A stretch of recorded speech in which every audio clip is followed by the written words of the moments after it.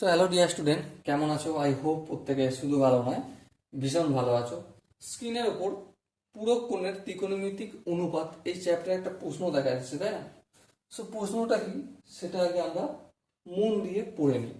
কি বলেছে দেখো, বলেছে যে কট থিটা ইকুয়াল টু ট্যান কোণের মানটা কত, n-1 ইন্টু থিটা হলে থিটা এর মান কত।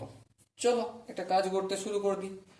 দেখো, কটের বদলে আমি এখানে সিম্পলি ট্যান লিখে দিলাম। হ্যাঁ, তাহলে কি করতে হবে? 90 ডিগ্রি মাইনাস থিটা করতে হবে। কেন করতে হবে দেখো, আমরা কি জানি 90 ডিগ্রির সাথে কিছু নেই, মানে এক গুণ আছে, তার মানে এটা কি ইভেন, সরি অড। অড মানে কি ট্যানটা চেঞ্জ হয়ে যায়, কট হয়ে যায়। আবার থিটা হবে কট থিটা, কিন্তু সামনে প্লাস না মাইনাস হবে সেটা বুঝতে গেলে এখানে আমাকে ফার্স্ট কোয়াড্রেন্টে ফেলতে হবে। 90 ডিগ্রি থেকে যত গুণই বিয়োগ করি না কেন সেটা ফার্স্ট কোয়াড্রেন্টে পড়ছে, তাই না?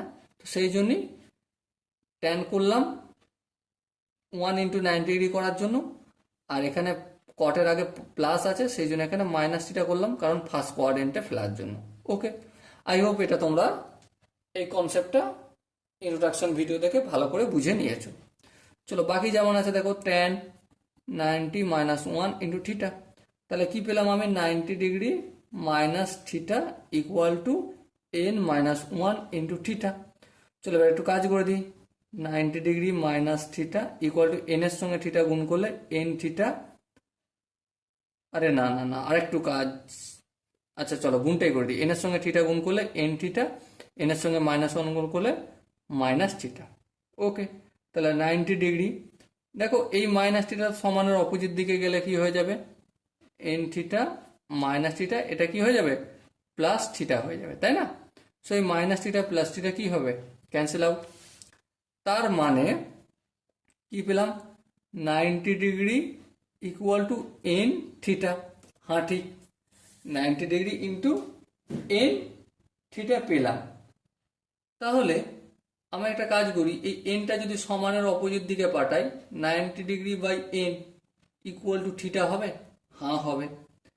আচ্ছা এবারে দেখো, এখানে 90 ডিগ্রির সাথে আমি যদি 2 গুণ করি, আপত্তি আছে? হ্যাঁ আপত্তি আছে।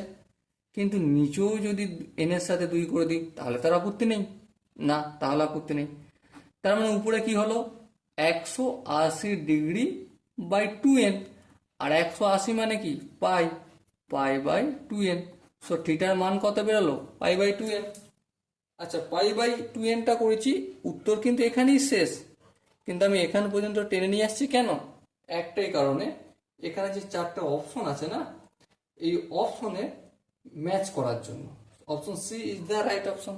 ওকে, so dear student, I hope এই প্রশ্নের প্রতিটা স্টেপ বোঝা গেছে। যদি কোনো জায়গায় বুঝতে অসুবিধা থাকে বা ডাউট থাকে, কনফিউশন থাকে, তাহলে কি করতে হবে? অবশ্যই কমেন্টে জানাতে হবে। সো দেখা হচ্ছে পরবর্তী সেশনে। ততক্ষণ পর্যন্ত ভালো থেকো, সুস্থ থেকো এবং জয় হিন্দ।